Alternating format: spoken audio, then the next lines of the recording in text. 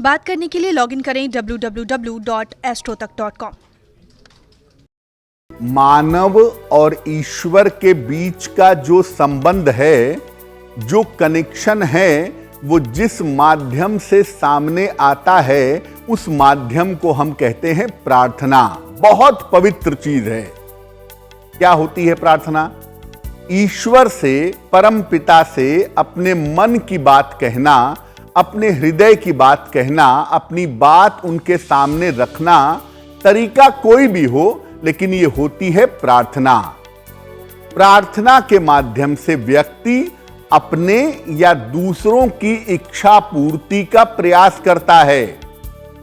मेरे मन की जो इच्छा है वो पूरी हो, या हम दूसरे के स्वास्थ्य के लिए, दूसरों के जीवन के लिए कोई इच्छा पूरी करवाना चाहते हों, उसके लिए बात कह रहे हों, ये प्रार्थना है।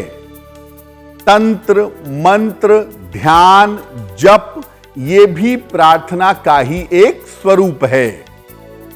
प्रार्थना जो काम करती है वो बड़े सूक्ष्म स्तर पे काम करती है, वो बहुत माइन्यूट लेवल पर काम करती है। प्रकृति को और आपके मन को समस्याओं के हिसाब से ढाल देती है, बदल देती है। कभी कभी बहुत सारे लोगों द्वारा की गई प्रार्थना बहुत जल्दी परिणाम पैदा करती है। आप देखिए, लगभग हर धर्म में एक साथ सामूहिक प्रार्थना करने की बात कही गई है। हिंदू धर्म की बात करें तो हमारी परंपरा में भजन और कीर्तन सामूहिक रूप से हम करते हैं या करने की बात की गई है, ताकि प्रकृति में और जीवन में, सृष्टि में बड़े परिवर्तन हो सकें। जब बहुत सारे लोग एक ही तरह की प्रार्थना पवित्र मन से करते हैं तो प्रकृति में, नेचर में परिवर्तन होना शुरू हो जाता है।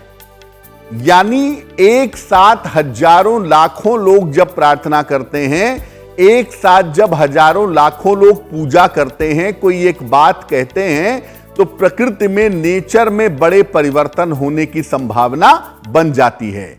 और इसीलिए लगभग सारे धर्मों में एक साथ बैठकर पूजा करना, प्रार्थना करना, अपनी बात रखना, इसकी महिमा ज्यादा बताई गई है और लगभग हर धर्म में इसका पालन किया जाता है।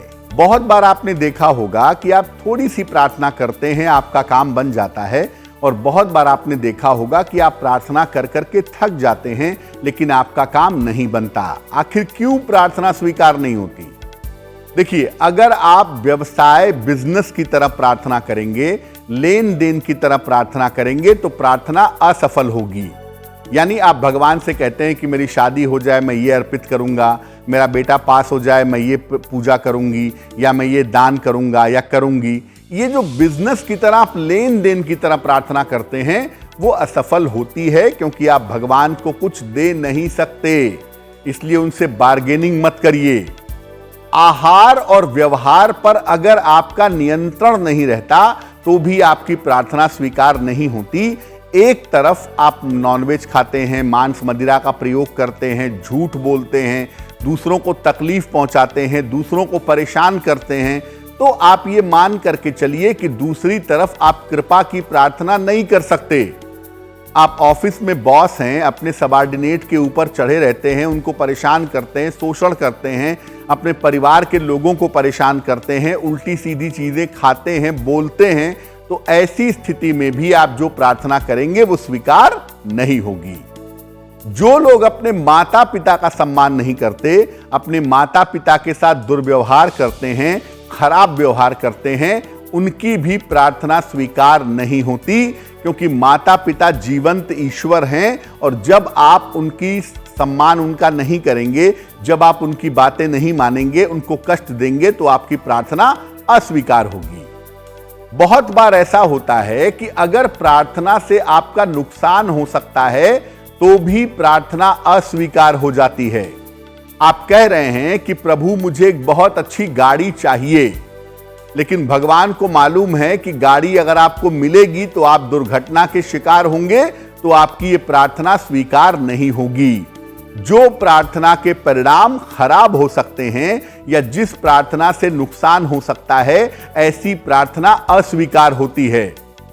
आप अतार्किक प्रार्थना करें, कोई व्यक्ति मर गया, आप प्रार्थना करें कि वो जीवित हो जाए, संभव नहीं है। आप प्रार्थना करें कि सूरज जो है वो कल से पश्चिम से निकलने लगे, वो संभव नहीं है, अतार्किक बात है, इलॉजिकल बात है। तो अगर इलॉजिकल प्रार्थना करेंगे, मूर्खतापूर्ण प्रार्थना करेंगे, अतार्किक प्रार्थना करेंगे, तो ये अतार्किक प्रार्थना भी आपकी स्वीकार नहीं होगी।